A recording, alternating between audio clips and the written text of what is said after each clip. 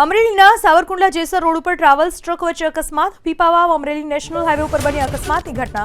ખાનગી ટ્રાવેલ્સમાં સવાર 15 મુસાફરોને પહોંચી નાની મોટી ઈજા। ખાનગી ટ્રાવેલ્સમાં 35 મુસાફરો સવાર હતા। ઈજાગ્રસ્તોને તાત્કાલિક સારવાર માટે હોસ્પિટલમાં ખસેડાયા। સદનસીબે અકસ્માતમાં કોઈ જાનહાનિ ન થતા રાહતનો શ્વાસ લીધો। બાયપાસ ચોકડી પાસે વારંવાર સર્જાય છે અકસ્માત।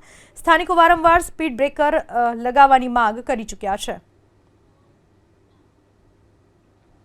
આ સાવરકુંડલાનો બાયપાસ છે જે નેશનલ હાઈવે છે અને એને ક્રોસ થતો રોડ જે સ્ટેટ હાઈવે છે અને આવી ઘટનાઓ લગભગ અઠવાડિયામાં 2-4 વાર મહિનામાં 2-4 વાર અવારનવાર બનતી જ રહે છે જ્યારથી આ બાયપાસ શરૂ થયો ત્યારથી। અને આ બાબતે મેં પણ 2-3 વાર સરકારમાં સર્કલ બનાવવા બાબતે બમ્પ મૂકવા બાબતે રજૂઆત કરેલી, પણ આ બાબતે તંત્રએ કાંઈ ધ્યાન દીધું જ નથી અને આવા અકસ્માતો અવારનવાર બને છે।